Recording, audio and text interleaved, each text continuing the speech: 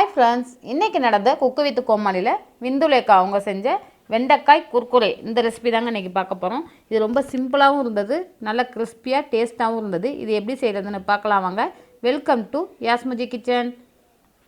இப்போ இது செய்கிறதுக்கு 1/4 கிலோ வெண்டைக்காயை நல்லா கழுவி க்ளீன் பண்ணி எடுத்து வச்சுருக்கேன். இதை ஒரு டவலில் சேர்த்து நல்லா ஈரம் இல்லாமல் நல்லா தொடச்சி எடுத்துருங்க. கொஞ்சம் கூட தண்ணி இல்லாமல் ஒன்று ஒன்றா நல்லா இந்த மாதிரி துவட்டி விட்டுருங்க. எல்லாத்து வெண்டைக்காயிலையும் கொஞ்சம் ஒரு சொட்டு தண்ணி கூட இருக்கக்கூடாது. எல்லாத்தையும் க்ளீன் பண்ணி இப்போ ஒரு பவுலில் சேர்த்துட்டு இப்போ இதோட தலையும் வாழையும் கட் பண்ணிடலாம்.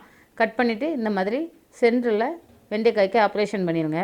ஆப்ரேஷன் பண்ணி இந்த மாதிரி ஓரங்கள்லாம் சின்ன சின்னமாக கட் பண்ணிடுங்க. எந்தளவு சின்னமாக நீளமாக கட் பண்ண முடியுமோ அந்தளவுக்கு கட் பண்ணிடுங்க. இதில் உள்ள விதைகள் கம்மியாக இருக்கிறதுனால நான் இதோடவே சேர்க்குறேன். உங்களுக்கு விதைகள் அதிகமாக இருந்தால் கொஞ்சம் நீக்கிட்டு சேர்த்துருங்க. இதே போல் எல்லா வெண்டைக்காயும் ஆப்ரேஷன் பண்ணி இந்த மாதிரி கீழே எடுத்து எல்லாத்தையும் ஒரு பவுலில் சேர்த்துடலாம். இப்போ இதெல்லாம் ரெடி ஆயிடுச்சு. இப்போ இது எல்லாத்தையும் ஒரு பவுலில் சேர்த்துட்டு இது கூட 2 டேபிள் ஸ்பூன் கார்ன்ஃப்ளவர் சேர்த்துக்குவோம்.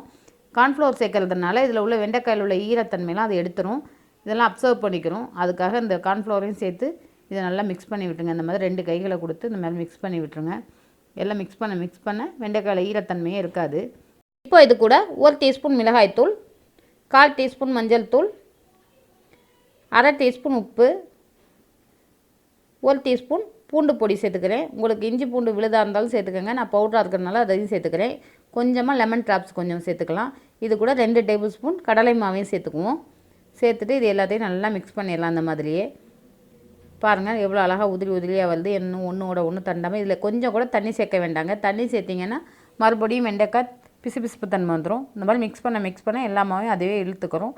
தண்ணி அதிகமாக தேவையே இல்லை. இப்போ எல்லாம் மிக்ஸ் ஆகிடுச்சு. இப்போ ஆயிலை ஹீட் பண்ணிவிட்டு கொஞ்சம் கொஞ்சமாக இதை எடுத்து இந்த மாதிரி உதிரியாக விட்டுருங்க. இது நல்லா ஃப்ரை ஆகி வரட்டும். இது நல்லா வறுத்து எடுத்துக்கலாம்.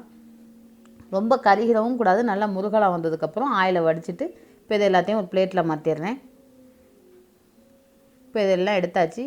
இப்போது பிளேட்டில் எல்லாத்தையும் எடுத்து வச்சிடுறேன். அவ்வளோதாங்க, ரொம்ப சூப்பரான வெண்டைக்காய் குர்குரே சூப்பராக ரெடி ஆயிடுச்சு. டேஸ்ட்டும் அட்டகாசமாக இருந்துச்சு. வெண்டைக்காய் சாப்பிடாதவங்க கூட இந்த மாதிரி கிறிஸ்பியாக செஞ்சு கொடுத்தா சாப்பிடுவாங்க. அவ்வளோ டேஸ்ட்டாக இருந்துச்சு. ரொம்ப மொறுமொறுப்பாகவும் இருந்துச்சு. இது எவ்வளோ கிறிஸ்பியாக இருந்துச்சுன்னு நான் உங்களுக்கு சாப்பிட்டு காமிக்கிறேன். எப்படி இருக்குன்னு பாருங்கள். இதே போல் நீங்களும் செஞ்சு கொடுத்து உங்கள் வீட்டில் அசத்துங்க. எப்படி இருந்துச்சுன்னு எனக்கு மறக்காமல் கமெண்ட்ஸில் சொல்லுங்கள். இந்த ரெசிபி உங்களுக்கு பிடிச்சிருந்துச்சுன்னா லைக் பண்ணி ஷேர் பண்ணுங்கள். மறக்காமல் என் சேனலுக்கு சப்ஸ்கிரைப் பண்ணுங்கள். தேங்க்யூ ஃபார் வாட்சிங்.